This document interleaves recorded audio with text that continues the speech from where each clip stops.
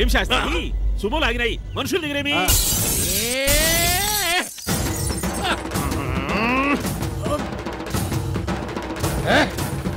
ఓరి బాబాయ్ శత్రువులు. శత్రువులు కాదయ్యా, వియంకులు.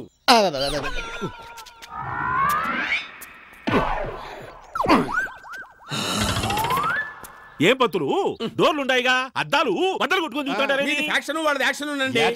అదేనండి ఫ్యాక్షన్ లో యాక్షన్. అవును, మగాళ్ళ దిగారు, లేడీస్ రాలేదండి. లేడీస్ ఎక్కువైంది.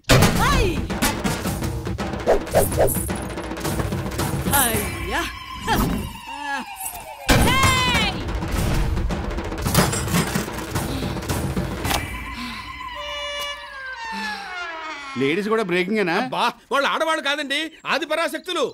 ఆ మాటకొస్తే మర్డర్ ప్లాన్ చెప్పేది వాళ్ళేనండి.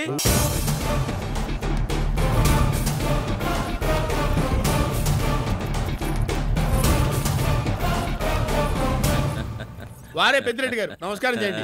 నాకు కదయ్యా, వారికి. వారికండి నమస్కారం. మీరు వీరశంకర్ రెడ్డి గారు, ఆమె ఆయన ధర్మపత్ని. బావా పెళ్లి కొడుకు కొంచెం ఏజ్లో ఉన్నా. అబ్బాయి ఏం కాదండి, ఆయన వెనకాల ఉన్నాడు. బాంబు శబ్దం వినిపిస్తానే తప్ప ముందడుగు వేయడు. మంచి బకెట్ బాంబు ఇసిరేంట్రా, బద్దలైపోవాలా? అలాగేనా?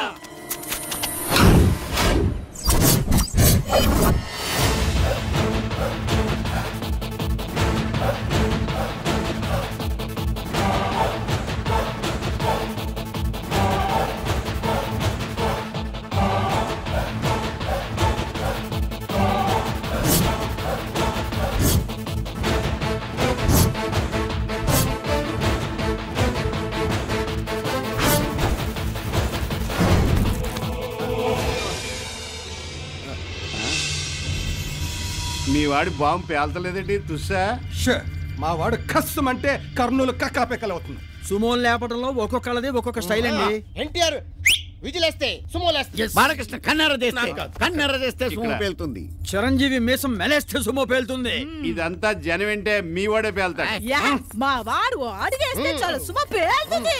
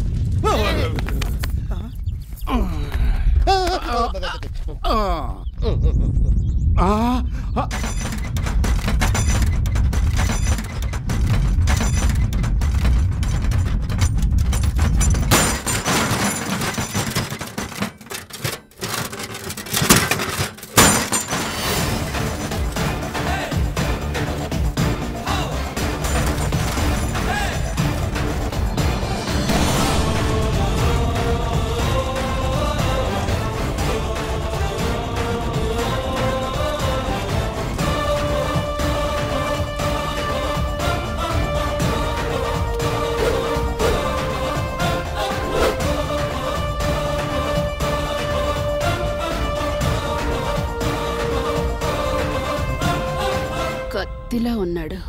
పంతులు వీళ్ళు మామూలు ఫ్యాక్షనిస్టులు కాదప్ప. మామూలు ఫ్యాక్షనిస్టులు కాదండి, బీభత్సమైన పంతుళ్ళు. పంతుళ్ళు అంటే పంతాలు పట్టింపులు కలిగిన బీభత్సమైన ఫ్యాక్షనిస్టులు అని.